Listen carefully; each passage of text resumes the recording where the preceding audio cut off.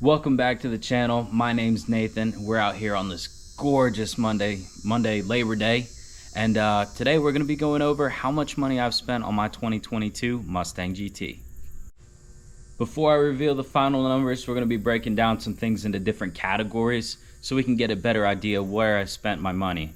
Without further ado, click them seatbelts, click that sub button, click that like button. We're about to get into the nitty gritty.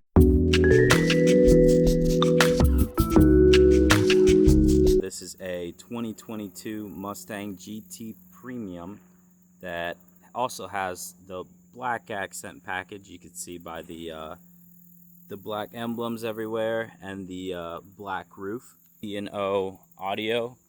You can see here it comes with the sub back there, the factory. I think it's 8 or a 10. It's Recaro package right here. You see it's got all this matching blue here, as well as all up on the dash.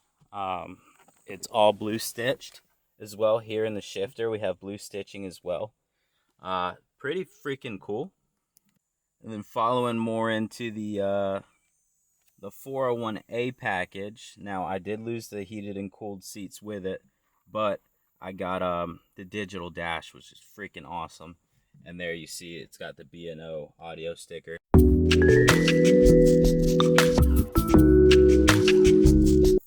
So for this segment of the video, we're going to be going over the cosmetic deals of this car. So I'm standing right here. So we'll look at the spoiler. The spoiler right here, it ran me about 150 bucks off of American Muscle. It's been great actually. The paint quality isn't exactly 100% the best. The last one I bought off of American Muscle for my previous car was also 150 bucks. I thought it was the same one, but the quality was much better on the other one. But this one gets by. I might replace it for a GT500 one. I don't know yet, but we'll see. Coming around here, I've got 17 by 10 S71 beadlocks that are absolutely gorgeous, and they are wrapped in a Mickey Thompson ET Street R and a 305/45 17. If you want to get a set for yourself, I spent $3,000 just on the rear wheels and $924 on the rear tires. And if you look to the front of the vehicle, you will see a set of Weld Alumistar 2.0s in which you'll be spending around $2,200 for the front wheels, and you will spend about, say, $750, I believe, for the pair of. Both of those prices are without mounting, balance, and as well as lug nuts or TPMS sensors.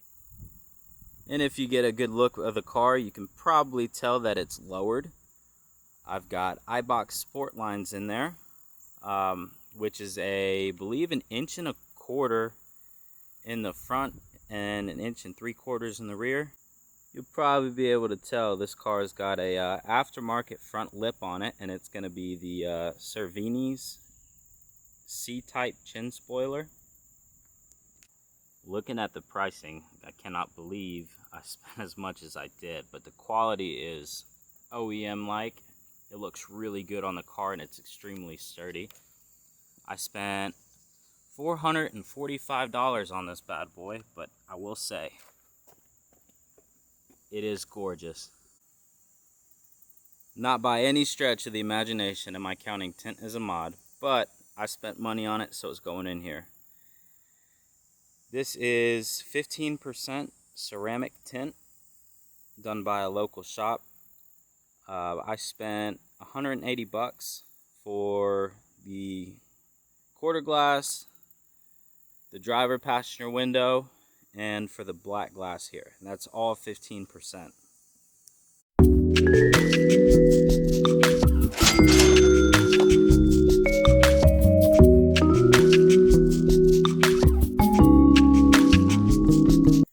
Back here we have Corsa Sports. I picked these up used, but if you're going to buy a set new, you're going to be looking at spending around $2,200 without active exhaust and about $2,600 with active exhaust. So like I said, I picked these up used. I spent $1,800. To continue along nicely in this little performance trend, we've got the MGW short throw shifter. I believe this is the flat stick. I spent $530 on this. Super notchy, makes the car feel a ton better.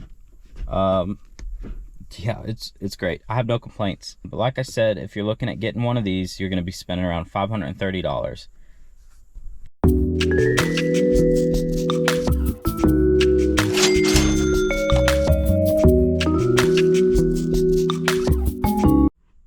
So now we're going to get into the heavy stuff. Ooh, this is where it starts to hurt. I've got a Hellion sleeper kit under this. It was a base kit. I purchased it for $5,000. The only downside of doing a used kit is that you're likely to be missing some things. So just in miscellaneous parts, I spent $300 just getting everything, like the extra pieces and brackets that I needed. Hellion was really nice and great about pulling stuff off of their kits and doing that for me. They really didn't have to do that, but they did. So that was $300 in extra parts. The base kit was $5,000, so we're at $5,300. And the turbos went bad on the base Hellion, 64 millimeters. No, they were 62s. The 62 millimeters went bad. So I went and upgraded to the Hellion 64.66 turbos. They're the new ones. They're the most badass thing that they sell. And that was another about $4,000 for that. And on top of that, while I was waiting for the turbos, I got the Hellion turbo headers, which was another $1,100. So I've got $9,000 just in the kit and the turbos, plus $1,100. So $10,100 plus $300 in extra parts, $10,400. And we haven't even touched the supporting mods yet. So $9,000 or $10,400. We can tack on another $600 for this boost controller right here. It came with the kit, luckily, but if you're gonna buy it, it's another $600. Oh, but when you're pushing big power, you need to push a lot of fuel. So I've got the Lethal Performance Division X fuel system. That ran me $4,500. And in there, you have the Injector Dynamics 1300 cc injectors. And this is the triple pump system. So that's why the expense is there. I didn't skimp out at all on these upgrades. I probably could have done it for cheaper, but I didn't skimp out. Super high quality kit. Everything is pre-cut, which is nice, but it's kind of a pain as well. But it's a solid kit, and it comes with a box that I've got mounted back there behind that plate. Obviously you won't be able to see it, but yeah, $4,500 for the fuel system. If you think we're done spending money, negative. Not a chance, because down here we have the HB Tuners RTD device, which will run you about $300 alone. Now you got to buy the tune. I've got this car tuned by Palm Beach Dyno. They were great to deal with. I spent $1,000 on their tune, and with the turbos that I purchased, I was able to get like their gold, their highest level of support, and it was awesome. They got it done really quickly. So I just added up